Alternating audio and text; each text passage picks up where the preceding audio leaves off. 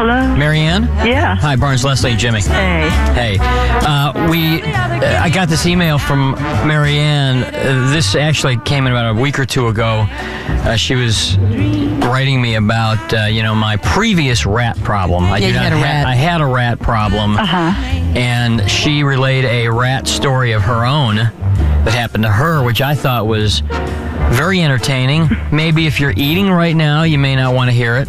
But is this a better rat story than yours? This is a phenomenal rat story. Hit us. Marianne, talk. It was not entertaining to me, however, I want to say. What happened? I want to say hello to Leslie, and that I think that you need to utilize her shopping talents more on the program. How so?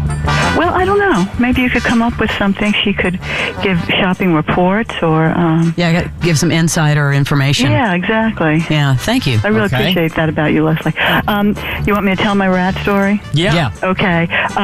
Well, I came home about 10:30 one evening. My husband was out of town. My son was sleeping over a friend, so I was by myself, talking on the phone, as you were, Jimmy, when you discovered your rat. So that's a warning, I guess. That he's always alone. And rats might have some connection. But so my cat scratched at the door, and my cat typically, has gotten mice, field mice, and voles, and those little things, and would leave them at the door as a gift to me. But this time, I opened the door, and he brought it into the house, which is very unusual, and it wasn't a mouse. It was a rat, which I could tell because of the size and the hairless tail. Right. And if it's a long hairless tail, that's a rat, not a mouse. Right, very thick tail as well. And he brings it into the sunroom off my kitchen and proceeds to eat the head off of it, which he'd also never done. So he's chomping down on this rat head, and I'm screaming, and my friend on the phone says, well, get a broom, knock the cat off the rat, and sweep the rat out onto your deck. So I hang up and I go and I try to do this, and meanwhile now the cat has demolished like the whole head of the rat. So now there's just a headless rat. A headless rat, right. And it wasn't too bloody, but it was pretty gross. Sure. Innards and all that.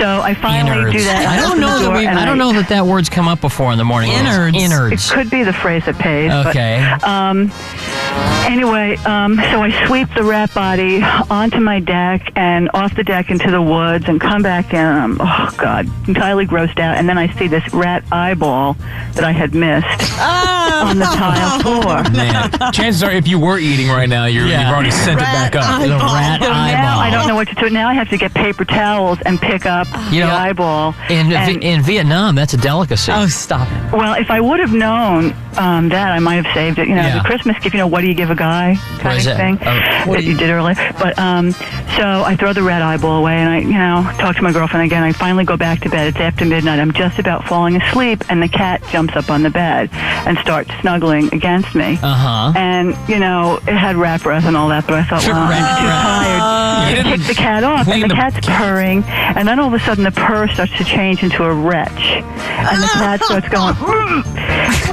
and begins to vomit undigested rat head over my pillow.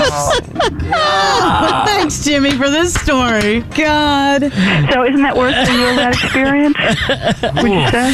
Undigested rat. The cat coughed up the rat head. Yeah, I guess it didn't sit well on his stomach. Maybe it was outdated. It could have been. Oh, that's great. He got a hold of a bad rat head. Well, thanks for calming our stomachs this morning. That's great. Anytime. The best of the morning X 99.